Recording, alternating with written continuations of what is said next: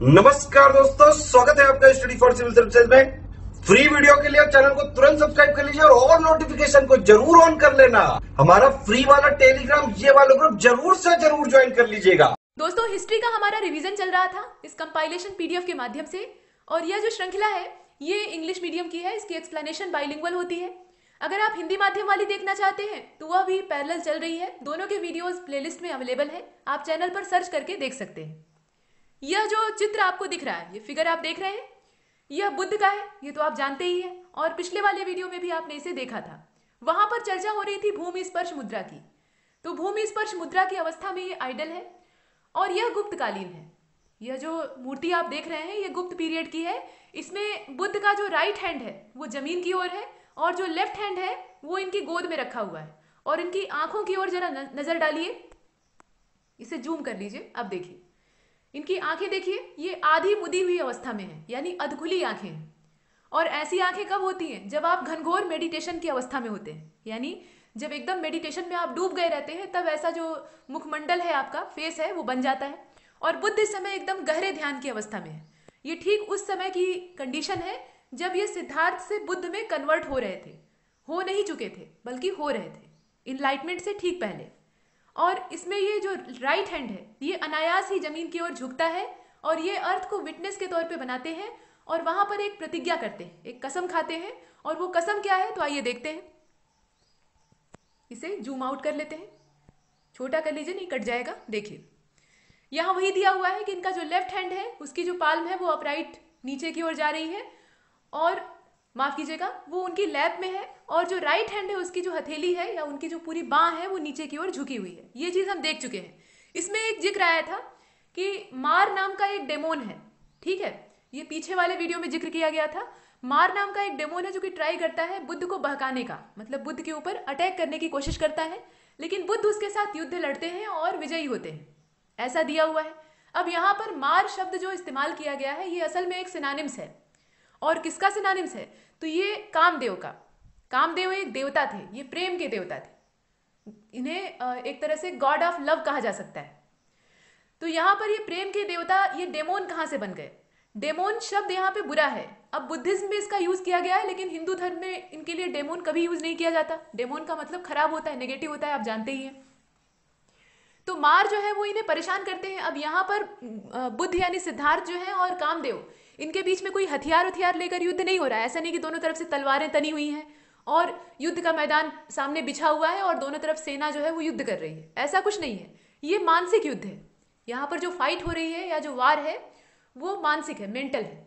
बुद्ध के मन में जो विचार आ रहे थे, वासना के विचार आ रहे थे, आसक्ति के विचार आ रहे थे, या काम क्रोध लोभ मोह जो विकार कहे जाते हैं, मनुष्य के शरीर के अवगुण कहे जाते हैं, वो सब आ रहे थे। तो उन सबको बुद्ध ने एक झटके में हरा दिया, या ये कह लीजिए कि हटा दिया। उस समय वो बुद्ध नहीं थे, उस समय वो सिद्धार्थ थे। और सिद्धार्थ एक सामान्य व्यक्ति थे, आप जानते हैं।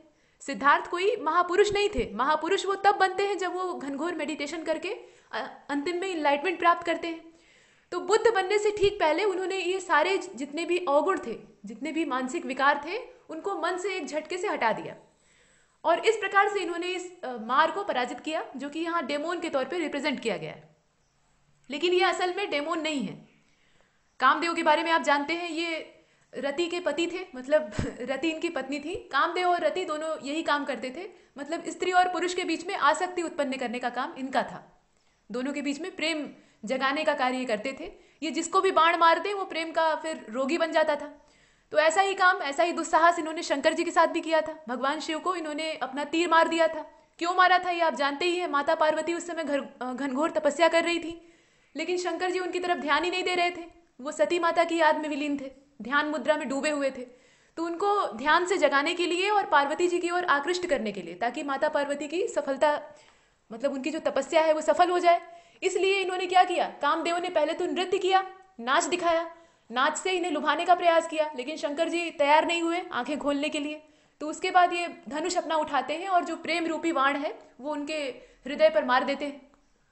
अब यहाँ पर प्रेम तो उत्पन्न नहीं होता, क्रोध उत्पन्न हो जाता है। शंकर जी की तीसरी आंख खुल जाती है, और तीसरी आंख खुलने का मतलब आप जानते ही हैं, कामदेव जलकर राख हो जाते हैं। और राख जब बचती है तो रति रोने लगती है। और वो शंकर जी से निवेदन करती हैं कि कृपया इन्हें जीवित कर दीजिए, फिर से जीवन दान दीजिए और इनके अपराधों को माफ कर दीजिए। तो भगवान शिव कहते हैं कि अब एक बार ये राख बन गए तो ये संभव नहीं है कि इन्हें फिर से खड़ा कर दिया जाए। हाँ, इनकी आत्मा सुरक्षित है, इनकी जो सोल है वो एकदम प्रिजर्व है और बाद में उसका पुनर्जन्म होगा। और ये पुनर्जन्म किस रूप में लेंगे? तो भगवान कृष्ण और माता रुक्मणी के बेटे के रूप में, और उनके बेटे का नाम था प्रद्युम्न। तो प्रद्युम्न के रूप में ये कामदेव फिर से जन्म लेते हैं और वापस इनका रति से विवाह होता है। तो ये पूरी कहानी है। कुल मिलाकर यहाँ कामदेव को मार के तौर पे यूज किया गया है, और मार कोई डेमोन नहीं है, ये देवता है। चलिए, अब बुद्ध की जो भूमि स्पर्श मुद्रा है, और भूमि स्पर्श मुद्रा कौन सी? ये सारनाथ वाली है। ये बिलोंग करती है गुप्त पीरियड से, जिसे आपने पीछे चित्र के रूप में देखा। और यह मुद्रा जो स्टेट फास्टनेस है उसको यहाँ पे रिप्रेजेंट करती है या डिनोट करती है। इसके बाद बुद्ध के लिए एक शब्द का इस्तेमाल किया गया है जो कि है ध्यानी बुद्ध अक्षोभ्य। ये वर्ड यूज किया गया है। यह एसोसिएट करता है अर्थ विटनेस मुद्रा से। मतलब ये जो बुद्ध के लिए शब्द यूज किए गए हैं, इसका एसोसिएशन किससे है? जो अर्थ विटनेस मुद्रा है, यानी वही भूमि स्पर्श मुद्रा है, उससे ये जुड़ा हुआ है। Because he was immovable in keeping a vow, never to feel anger और डिस्गस्ट एट अदर्स। यहाँ पे ये कहा गया है कि ये एक शपथ ले रहे हैं, एक प्रतिज्ञा कर रहे हैं। और किस प्रकार की प्रतिज्ञा है? ये इस बात की कसम खा रहे हैं कि ये कभी क्रोध नहीं करेंगे। मतलब दूसरों के ऊपर ये कभी गुस्सा नहीं होंगे या क्रोध नहीं करेंगे, और दूसरों के लिए बुरे शब्दों का यूज नहीं करेंगे। कुल मिलाकर वही बात है जो पहले रिपीट की गई थी। अपने अंदर के जितने भी अवगुण हैं, जितनी भी बेकार की क्वालिटीज हैं, उनको बाहर करने का यहाँ पे ये वादा करते हैं एक तरह से, और उस वादे के तौर पे साक्षी बनाते हैं पृथ्वी को। तो ये अक्षोभ्य बुद्ध के तौर पे इन्हें जाना जाता है, जिनके अंदर कोई क्षोभ ना हो, कोई संताप ना हो। इसके बाद the mudra also symbolise the union of skilful means उपाय। यह जो उपाय या उपाय शब्द यूज किया गया है, इसका मतलब क्या है? स्किलफुल मीन्स मतलब इनका जो राइट हैंड है। यहाँ पर भूमि स्पर्श मुद्रा का एक और अर्थ निकलता है। असल में बुद्ध जो है इस मुद्रा में थे, लेकिन बुद्ध ने ये एक्सप्लेन नहीं किया है कि इस मुद्रा का मतलब क्या है। बाद में जब इनकी मूर्तियां बनती हैं, आइडल्स बनते हैं, तो उसको लोग अपने अपने हिसाब से वहां पर मतलब निकालते हैं और एक्सप्लेन करते हैं। जैसे कोई भी पुराने कवि की जो लेखनी होती है, जैसे मान लीजिए किसी पोएट ने कोई पोयम लिख दी, अब उसके बाद उसकी जो एक्सप्लेनेशन है वह पोएट नहीं करता है, मतलब वह कवि नहीं करता है, एक्सप्लेनेशन कोई दूसरा करता है। तो दूसरा जो एक्सप्लेनेशन करता है वह भी उसमें अपनी मीनिंग्स, अपने विचारों को जोड़ देता है। बिना अपने थॉट्स को जोड़े उसकी एक्सप्लेनेशन संभव नहीं है। तो हो सकता है कि कभी वो चीजें ना कहना चाह रहा हो जो एक्सप्लेनेशन करने वाला उसमें लिख चुका हो। वही चीज यहाँ भी है। ये जो भूमि स्पर्श मुद्रा है, इसमें लोग अपना अपना कयास लगाते हैं, गेस वर्क अप्लाई करते हैं। कुल मिलाकर जो दाहिना हाथ है, जो नीचे की ओर झुका हुआ है, राइट हैंड, वो यहाँ पर स्किलफुल यूनियन को डिनोट करता है। कहने का मतलब कौशल को दर्शाता है, कुशलता को। और जो दूसरा वाला हाथ है यानी बायां हाथ, वो इस बात का सिंबल है कि यह मेडिटेशन की कंडीशन में है, यानी यह अपने ध्यान को खंडित नहीं कर रहे हैं, भंग नहीं कर रहे हैं। यहाँ आप विजडम के तौर पे इसे देख सकते हैं। ये पूरा इसका मतलब है। अब इसके बाद चलते हैं राजगृह की ओर, यानी राजगीर की ओर। राजगीर मगध साम्राज्य की एक समय की राजधानी थी, आप जानते हैं, और यहाँ पर बुद्धिस्ट काउंसिल भी ऑर्गेनाइज हो चुकी है। तो राजगीर जो है वो पिलग्रिमेज सेंटर है। अब किस चीज का? तो तीनों ही रिलीजन का, यानी तीनों ही धर्मों का, बुद्धिज्म का भी, जैनिज्म का भी और हिंदू धर्म का भी, तीनों की ही आस्था का ये केंद्र है। और ये फेमस है। इसकी प्रसिद्धि किस लिए है? तो यह फेमस है अपने हॉट वाटर स्प्रिंग्स के लिए। Lion capital of Ashoka is in Sarnath, not Rajgir, not in Rajgir. मतलब यहाँ पे जो अशोक की लायन कैपिटल है उसकी लोकेशन अगर देखी जाए तो वो सारनाथ में है, राजगीर में नहीं है। यहाँ कंफ्यूज मत होइएगा, यहाँ दे दिया है तो सारनाथ में है या राजगीर में है, तो ये सारनाथ में है, यानी ऋषिपत्तनम में, जहां पर बुद्ध को उपदेश देने का अवसर मिला था। मतलब पहली बार उन्होंने पहला जो फर्स्ट सरमन है वो वहां पे दिया था। The remains of ancient dockyard are found from Lothal, Gujarat. जो प्राचीन बंदरगाह है उसके रिमेनिंग पार्ट यानी अवशेष लोथल से प्राप्त हुए हैं, जो कि गुजरात में है, आप जानते हैं। ये पुराने समय में डॉकयार्ड के तौर पे यूज किया जाता था। यहाँ से आयात निर्यात होता था, यानी इंपोर्ट और एक्सपोर्ट का काम होता था। Mahatma Buddha delivered his first sermon at Sarnath. यहाँ पर ये कहा गया है कि बुद्ध ने, वही बात है, पीछे वाली बातें यहाँ बार बार रिपीट की जा रही हैं, तो इसमें चूकना नहीं है। मतलब ऐसा नहीं कि अब यहाँ से प्रश्न गलत हो जाए। तो गौतम बुद्ध ने अपना पहला उपदेश सारनाथ में दिया था और 5 ब्राह्मण शिष्य इनके पहले बने थे। आप जानते हैं, पीछे आपने कहानी सुनी है कि गौतम बुद्ध को वाराणसी में प्रवेश ही नहीं करने दिया जाता, तो इसलिए वाराणसी से सटे हुए जो जंगली एरिया होते हैं वहां पे ये डेरा डालते हैं और वही स्थान ऋषिपत्तनम के तौर पे देखा जाता है। अच्छा, सारनाथ के कई नाम हैं। सारनाथ तो ये बुद्धिस्ट टेक्स्ट से लिया गया नाम है जो कि वर्तमान में प्रचलित है और दस्तावेज वाला भी नाम है। लेकिन इसे प्राचीन काल में जो वैदिक काल था उस समय ऋषिपत्तनम के नाम से जानते थे और इसके साथ साथ इसे मृगदाव भी कहते थे। ये जो क्षेत्र है इसे मृगदाव के तौर पे भी देखा जाता था क्योंकि जो काशी महाजनपद था वहां के राजा यहाँ मृगया के उद्देश्य से आते थे, मतलब हंटिंग के पर्पज से आते थे, शिकार करने के लिए, तो इसीलिए इसे मृगदाव के नाम से भी जानते थे। अच्छा, इसके बाद नालंदा के बारे में बताया गया है। तो Nalanda was a great seat of Buddhist learning. जो नालंदा विश्वविद्यालय है इसे यूनिवर्सिटी का दर्जा प्राप्त था, तो यह एक ग्रेट सीट थी बुद्धिस्ट लर्निंग की। मतलब यहाँ से जो बुद्धिज्म है या ये कह लीजिए कि बुद्धिस्ट टेक्स्ट हैं उनका नॉलेज बहुत बड़े पैमाने पर फैलता था और लोग उसे प्राप्त करने के लिए आते थे, इसकी प्रसिद्धि बहुत ज़्यादा थी। इसके बाद जो नेक्स्ट पैराग्राफ है इसमें पद्मपाणि या लोटस बियरर का जिक्र किया गया है। तो यह एक बोधिसत्व है जिन्हें कि अवलोकितेश्वर के नाम से हम जानते हैं। अवलोकितेश्वर की यह एक मुद्रा है, एक पोज है जिसे कि हम कहते हैं पद्मपाणि। पद्म का मतलब होता है कमल, यहाँ आप देख रहे हैं पद्म का मतलब होता है कमल और उसी को इंग्लिश में बताया गया है लोटस बियरर। बियरर मतलब क्या, धारण करने वाला, और लोटस मतलब कमल। अब यहाँ देखिए पाणि शब्द का मतलब क्या होता है, ये संस्कृत भाषा का शब्द है, इसका मतलब होता है हाथ। तो हाथ में कमल लिए हुए और उसी को इंग्लिश में कहा गया है लोटस बियरर। यह जो पोज है, मतलब यह जो मुद्रा है, कोई भी व्यक्ति हर समय तो हाथ में कमल पकड़े नहीं रहेगा। ऐसा नहीं कि जो ये पद्मपाणि है ये हमेशा हाथ में कमल पकड़े रहते थे, लेकिन इस मुद्रा में इनकी जो मूर्तियां हैं, इनके जो आइडल्स हैं वो मिलते हैं। तो इसलिए यहाँ जिक्र किया गया है one of the most common epithets of Avalokiteshvara.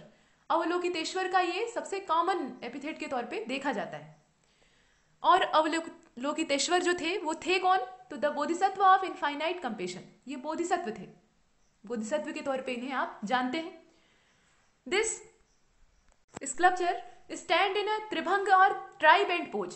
यह जो यहाँ पे स्टैचू बना हुआ है या स्कल्पचर बना हुआ है ये कैसा है, यह सुपरबली मॉडल्ड है, मतलब ये बहुत अच्छे तरीके से तराशा गया है। इसकी जो मॉडलिंग है वो काफी अच्छी की गई है।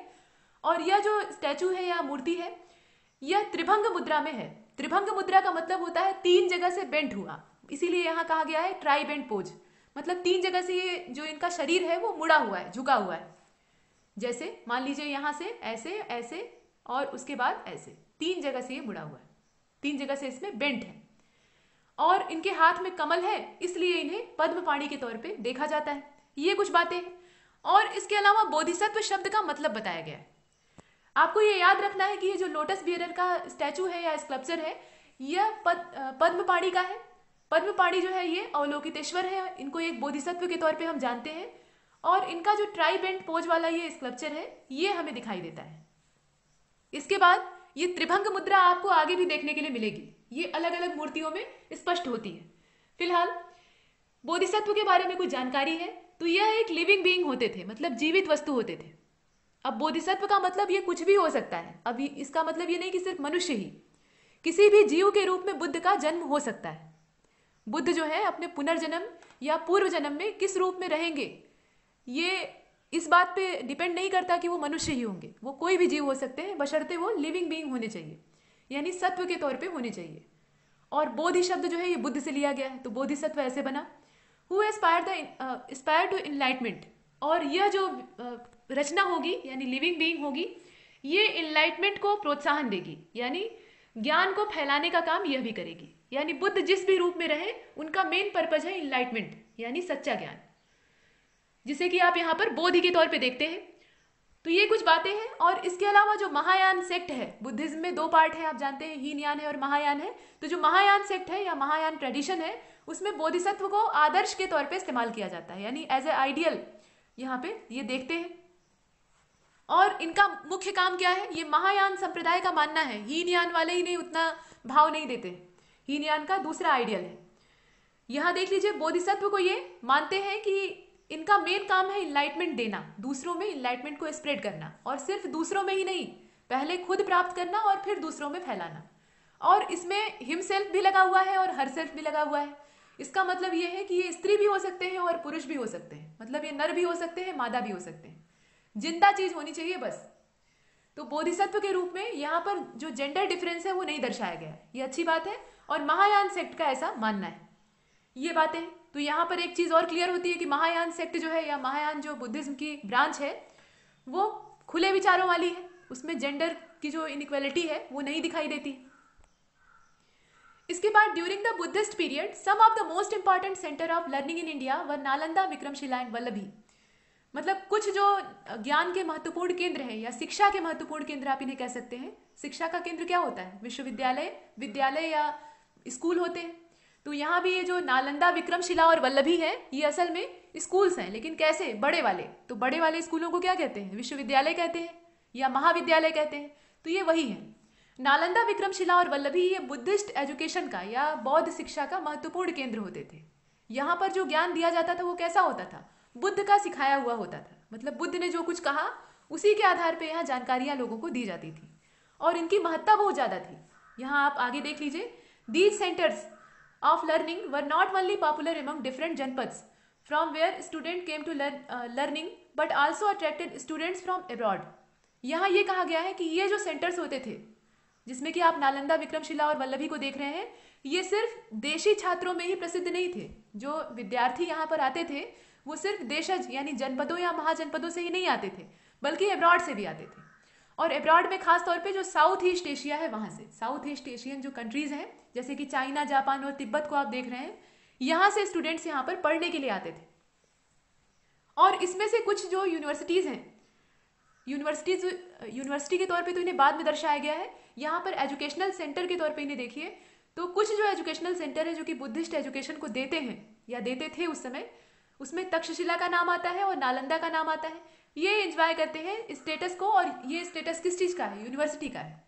मतलब तक्षशिला और नालंदा को यूनिवर्सिटी का भी दर्जा प्राप्त था। तो ये इनकी महत्ता है। और आज के समय की कंडीशन क्या है? ये प्राचीन समय था, मतलब आज से हजारों साल पहले की बात कही जा रही है। तो उस समय बाहर से लोग अपने देश में पढ़ने के लिए आते थे। अब्रॉड से जो स्टूडेंट्स थे वो अपने देश की तरफ अट्रैक्ट होते थे और यहाँ पढ़ने के लिए बड़े मन से आते थे। और आज का समय ये है कि भारतीय छात्र बाहर जा रहे हैं। बाहर की जो यूनिवर्सिटीज हैं, अमेरिकन हो, ब्रिटेन की हो, वहां पे अगर दाखिला मिल जाए तो अपने आप को धन्य मानते हैं। तो स्थितियां कितनी बदल चुकी हैं और इसके पीछे कहीं ना कहीं हम लोग भी जिम्मेदार हैं। तो ये चीजें हैं। कुल मिलाकर आपने यहाँ कुछ महत्वपूर्ण जो शिक्षा के केंद्र हैं उन्हें देखा, जैसे कि तक्षशिला है, नालंदा है, विक्रमशिला है। विक्रमशिला का नाम बाद में आएगा जब हम लोग डायनेस्टीज को पढ़ने लगेंगे। ये सारी यूनिवर्सिटीज जब डायनेस्टीज को हम पढ़ेंगे, एक एक करके राजवंशों का इतिहास पढ़ेंगे, तो उसमें दिखाई देंगी। फिलहाल ये नागार्जुन के बारे में कुछ इन्फॉर्मेशन है, इसको देख लीजिए। नागार्जुन जो थे वो एक इमिनिएंट पर्सनालिटी के तौर पे यहाँ जाने जाते हैं और यह कनिष्क के दरबारी थे। कनिष्क जो था वो कुषाण वंशीय सबसे प्रतापी शासक के तौर पे देखा जाता है। तो उसके ये दरबार में रहते थे। ये प्रसिद्ध विद्वान थे। वेनसांग जो है, वेनसांग एक दार्शनिक है और यात्री भी है, आप जानते हैं। तो इन्होंने क्या किया है? इन्होंने नागार्जुन को काफी महत्व दिया है, काफी भाव दिया है और कहा है कि ये one of the world's 4 great guiding powers में से एक है। मतलब वन ऑफ द शब्द जो है इसमें यूज किया गया है, तो इसका मतलब यही है कि ये ग्रेट गाइडिंग पावर्स का हिस्सा है, उसका एक पार्ट है। और पूरी दुनिया में वेनसांग के अकॉर्डिंग जो गाइडिंग पावर है वो कितनी है? कुल मिलाकर 4 है। मार्गदर्शन देने वाली जो शक्तियां हैं उनकी संख्या कितनी है? 4 है। और ये जो नागार्जुन है ये उन्हीं में से एक है, ऐसा वेनसांग का मानना है। अब नागार्जुन के बारे में कुछ और इन्फॉर्मेशन। तो इन्होंने एक किताब लिखी, किताब का नाम है माध्यमिक कारिका। ये जो बुक है इसे आप देख लीजिए। तो यहाँ ऐसे भी प्रश्न बन सकता है कि माध्यमिक कारिका के जो ऑथर है वो कौन है? तो नागार्जुन है। और इसके बाद इसमें ये जो किताब है ये काफी खास है। खास क्यों है? क्योंकि यह एक साइंटिफिक बुक है। इसमें एक्सप्लेनेशन दी हुई है एक विशेष थ्योरी पर, और वह जो थ्योरी है वो थ्योरी ऑफ रिलेटिविटी के नाम से जानी जाती है। जी हाँ, थ्योरी ऑफ रिलेटिविटी, जिसे कि अल्बर्ट आइंस्टीन ने बाद में दिया, बहुत बाद में दिया, और उस समय भी लोग इसे समझ नहीं पा रहे थे। मतलब इसकी एक्सप्लेनेशन को अंडरस्टैंड नहीं कर पा रहे थे, गले से उतार नहीं पा रहे थे। और इतने पुराने समय में, आज से हजारों साल पहले, नागार्जुन के द्वारा इसे पहले ही पेश कर दिया गया था। तो आप सोच सकते हैं कि हमारे देश का जो विज्ञान था वो कितना उन्नत रहा होगा उस समय। इसके बाद according to Chinese mythology, Nagarjuna travel to China and preach Buddhism. Nagarjuna ने चाइना की यात्रा की और वहां पे बुद्धिज्म का उपदेश दिया, मतलब बौद्ध धर्म से संबंधित जानकारियां लोगों में बांटी। ऐसा कहां पे जिक्र मिलता है? तो ये जिक्र हमें प्राप्त होता है चाइनीज माइथोलॉजी से। ये चाइनीज माइथोलॉजी है, इंडिया में ऐसा कोई उल्लेख नहीं मिलता है। ये कुछ हमने देखा। इसके बाद वल्लभी के बारे में देख लीजिए। Vallabhi, one of the most important centre of Buddhist learning, was situated in Gujarat. Vallabhi की जो लोकेशन है वो कहाँ पे है? गुजरात में है। और ये उस समय का एक महत्वपूर्ण केंद्र था जो कि बुद्धिस्ट लर्निंग को फैलाने का काम करता था। It is also known as Vallabhipur, इसे वल्लभीपुर के नाम से भी जानते थे। और यह कैपिटल थी एंशियंट मैत्रेयक डायनेस्टी की। जो मैत्रेयक डायनेस्टी थी ये प्राचीन काल की है, मतलब प्राचीन काल का राजवंश है, उसकी ये कैपिटल के तौर पे विख्यात थी। तो इसकी दो विशेषताएं आपने देखी, एक तो ये बुद्धिस्ट लर्निंग का इंपॉर्टेंट सेंटर था, और दूसरी चीज यह जो वल्लभीपुर था ये कैपिटल के तौर पे यहाँ देखा जा रहा है। और किसकी कैपिटल? तो मैत्रेयक डायनेस्टी की। ये कुछ बातें हैं। तो यहाँ तक हमने बुद्ध के जीवन से जुड़ी हुई या बुद्ध से जुड़ी हुई अलग अलग चीजों को देखा। छिटपुट घटनाएं थी, उन्हें हम यहाँ देख चुके हैं। अब यहाँ पे एक सारांश, एक समराइज करके जो जानकारियां हैं उन्हें प्रस्तुत किया गया है। बुद्ध के जीवन से जुड़ी हुई ये बातें हैं। जितनी भी चीजों को आपने पीछे देखा है उसे एक समरी के तौर पे यहाँ रिप्रेजेंट करेंगे। तो देख लेते हैं। सिद्धार्थ को गौतम के नाम से भी जानते हैं, ये आप जानते हैं, ये तो जानकारी आम है, और इसीलिए इन्हें बाद में गौतम बुद्ध कहा जाता है। गौतम इनका गोत्र था, उस वजह से इन्हें गौतम बुद्ध के नाम से जानते हैं। यह बुद्धिज्म के फाउंडर थे, इसमें कोई डाउट ही नहीं है। और इनका जन्म आज से लगभग 2500 साल पहले हुआ था। आप सोच लीजिए इतना समय पहले ये पैदा हुए थे, और इतने महान ज्ञान को इन्होंने दिया जिसकी वजह से बाहर से भी लोग, जो विदेशी सीखने के लिए इच्छुक लोग थे, वो यहाँ पर आकर्षित होते हैं। इसके बाद बुद्ध जो है, यहाँ देख लीजिए जो दूसरा वाला है, दूसरी line, the Buddha belong to a small gana known as Shakya gana. ये शाक्य गण से संबंधित थे। यहाँ जो गण था ये शाक्य था।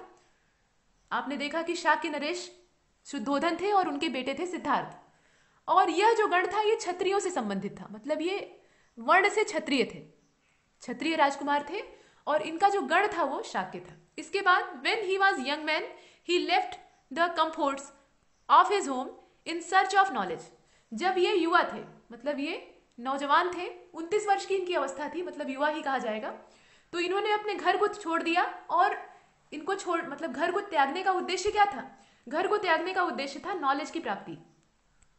नॉलेज कहना यहां सही नहीं रहेगा, इनलाइटमेंट की खोज। नॉलेज का मतलब है सामान्य जानकारी, और इनलाइटमेंट का मतलब है आत्मा का ज्ञान, यानी सच्चा ज्ञान, जो बोध इन्हें प्राप्त होता है और उसके बाद ये बुद्ध बनते हैं। तो उसके पर्पज से इन्होंने अपनी युवावस्था में ही अपने घर को छोड़ दिया। इसके बाद जो अगली लाइन है यानी फोर्थ वाली, उसको देख लीजिए। ही वांडर्ड फॉर सर्वल ईयर्स। ये कुछ वर्षों तक भटकते रहे, इधर उधर भटकते रहे। इन्हें समझ में ही नहीं आ रहा था कहाँ से शुरू करें। घर से तो ये बड़े जोश खरोश के साथ अपने पूरे परिवार और पूरे कुनबे को छोड़कर निकल गए थे कि हम बुद्ध बनकर आएंगे, यानी एक सन्यासी के तौर पे अपने आप को स्थापित करेंगे। लेकिन इन्हें रास्ता नहीं दिख रहा था, कैसे शुरू किया जाए।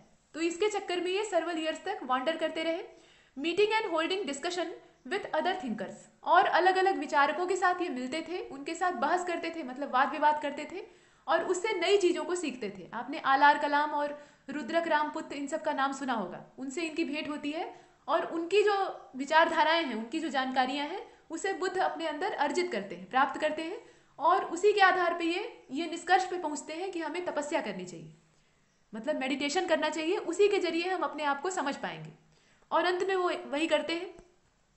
ही finally decided to find his own path to realisation. वास्तविकता को जानने के लिए ये अपने मार्ग को चुनना पसंद करते हैं। अंत में इतना भटकने के बाद इन्हें अंत में रियलाइज होता है कि हम बेकार में इधर उधर घूम रहे हैं। जितने आदमी हैं उतने तरह की थिंकिंग है, मतलब उतने तरह की विचारधाराएं हैं।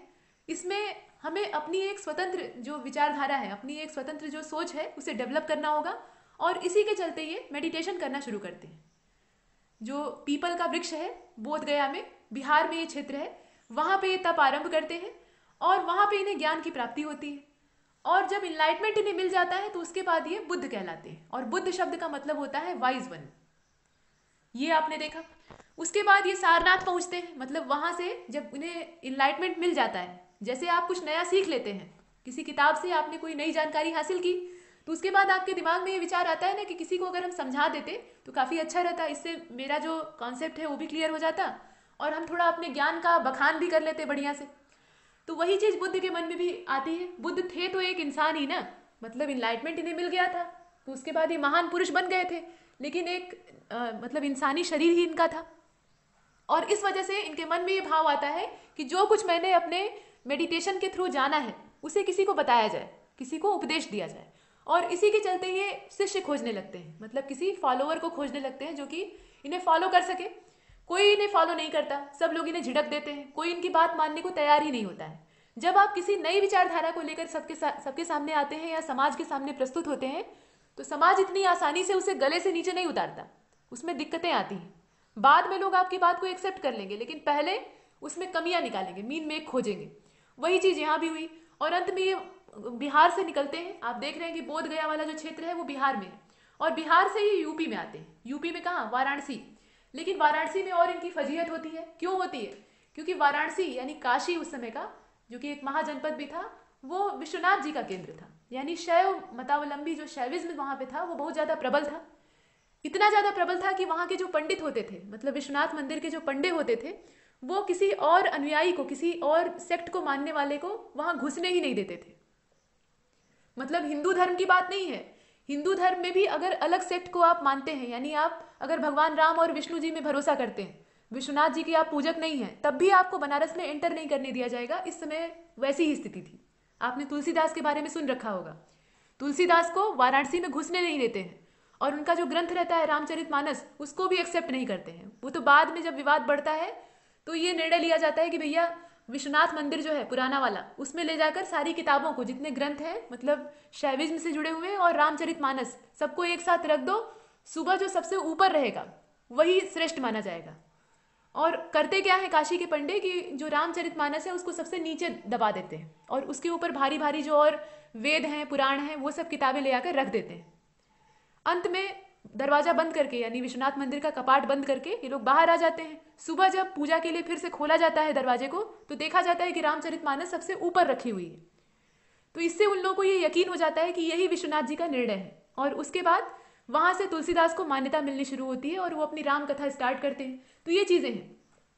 फिलहाल यहाँ पे इनका रास्ता आसान नहीं था, बुद्ध का रास्ता एकदम आसान नहीं था। इनलाइटमेंट तो इन्हें मिल गया था, लेकिन सुनने वाले नहीं मिल रहे थे। तो ये वाराणसी पहुंचते हैं, वहां से बहिष्कृत कर दिए जाते हैं, भगा दिए जाते हैं। तो ये पास में ही डेरा डाल लेते हैं। मतलब वाराणसी से सटा हुआ स्थान था मृगदाओ। मृगदाओ का मतलब ये है कि वहां घना जंगल था और हिरन बहुत ज्यादा थे। तो इसलिए काशी महाजनपद के जो राजा महाराजा उस समय के होते थे, वो वहां हंटिंग के पर्पज से जाते थे, मतलब हिरणों का शिकार करने के लिए, मृगया करने के उद्देश्य से जाते थे। और उसी स्थान को ऋषिपत्तनम के नाम से भी जानते थे। तो वहां पर ये जाते हैं और वहां इन्हें 5 ब्राह्मण मिलते हैं और उन 5 ब्राह्मणों को ये उपदेश देकर अपने प्रभाव में लेते हैं। और वहीं पर चूंकि इन्होंने अपना पहला फर्स्ट जो सेरेमन है वो दिया था, इसीलिए ये घटना जो है ये धर्म चक्र प्रवर्तन के नाम से जानी जाती है। तो ये चीजें हैं। इसके बाद he spend the rest of his life travelling on foot, going from place to place, teaching people till he pass away at Kushinagar. यहां कहा गया है कि ये अपना बाकी जीवन, मतलब यहां तो उपदेश दिए, उसके बाद अपनी बाकी जिंदगी घूमने में बिता देते हैं, यानी यात्रा करते रहते हैं। बुद्ध की एक खासियत होती है कि ये एक स्थान पर टिक कर नहीं रहते और यही कारण था कि बुद्धिज्म बहुत तेजी से फैलता है। अगर ये एक स्थान पे अपना कोई मठ बनाकर, मॉनेस्ट्री बनाकर वहां से उपदेश देना शुरू करते तो शायद बुद्धिज्म इतना ज्यादा फैल नहीं पाता। लेकिन ये घूम घूम कर अलग अलग राज्यों में जाते थे और वहां पर भीड़ जुटाकर उपदेश देते थे, बिल्कुल सुकरात की तरह। और इसी वजह से लोग इनसे प्रभावित होते थे। और दूसरा प्रभावित होने का कारण यह है कि इनकी लैंग्वेज जो थी वो बहुत ज्यादा सिंपल थी, सरल भाषा का इस्तेमाल करते थे, तो लोग इन्हें सुनना पसंद करते थे। और ये पूरी जिंदगी ट्रेवल करते रहे एक स्थान से दूसरे स्थान पे, और इसी क्रम में कुशीनगर में पहुंचते हैं। और उसके बाद इनकी मृत्यु कैसे होती है ये आप जानते ही हैं, उसका जिक्र फिर से यहाँ पे करना अनिवार्य नहीं है। तो ये हमने देखा। इसके बाद 2 लाइन यहाँ चैत्यों के बारे में दी हुई है। तो चैत्य जो होते हैं इनके, ये होते क्या है ये जान लीजिए। द चैत्य is the largest and most evolve cave temple of Hinayana phase of Buddhism. चैत्य का संबंध हीनयान से है, मतलब हीनयान फेज जो बुद्धिज्म का है उससे है। और ये है क्या? तो ये केव टेम्पल्स है, यानी गुफा मंदिर है। कहने का मतलब ये है कि पत्थरों को काटकर उसके अंदर टेम्पल्स बनाए जाते हैं जो कि बुद्धिज्म से रिलेटेड है, और उन्हीं को कहा जाता है चैत्य।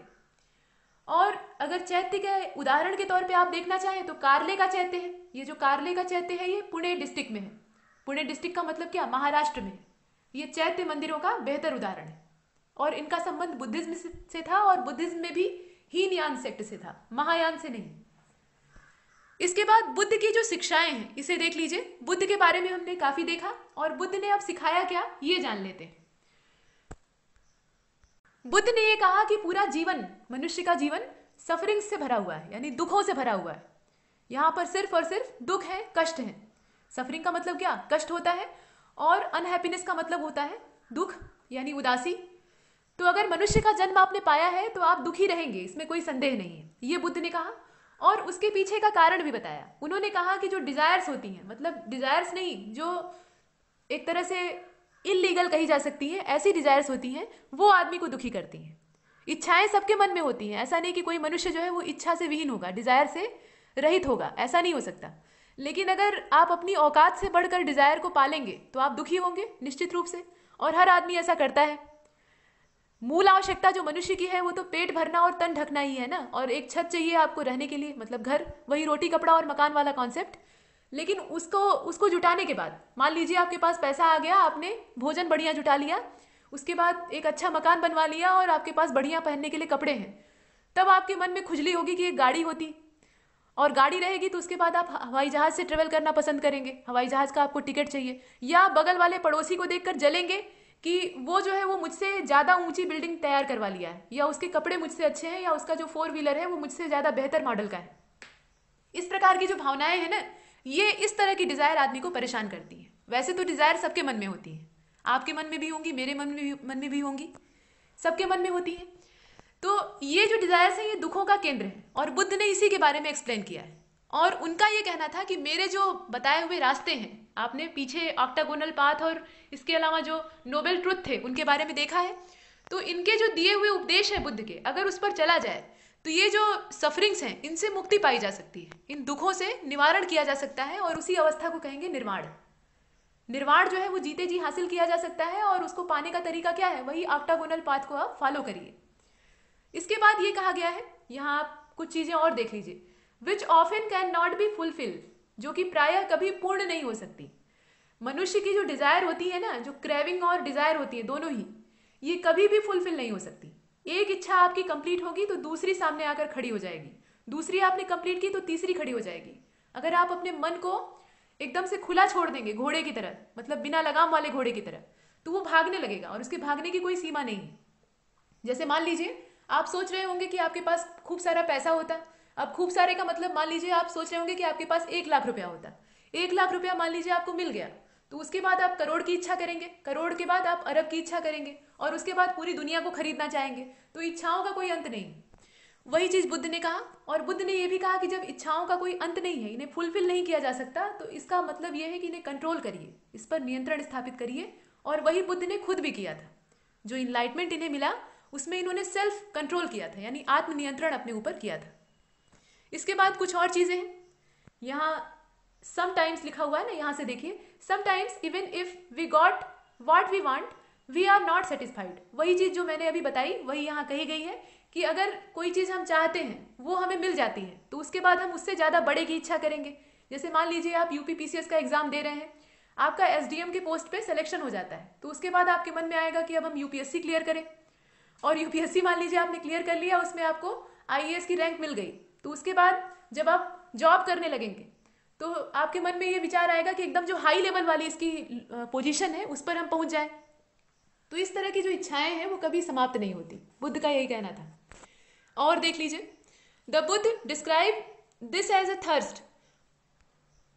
बुद्ध ने इन सारी चीजों को, ये जो अतृप्त इच्छाएं होती है मनुष्य की, इसे थर्स्ट के तौर पे यानी प्यास के तौर पे यहाँ दर्शाया है, डिस्क्राइब किया है।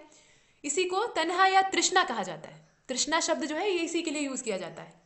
हिंदी में अगर विशुद्ध देखना चाहे तो तृष्णा ये होती क्या है, तो ये एक तरह से बिना बुझी हुई प्यास होती है जो कभी बुझ नहीं सकती।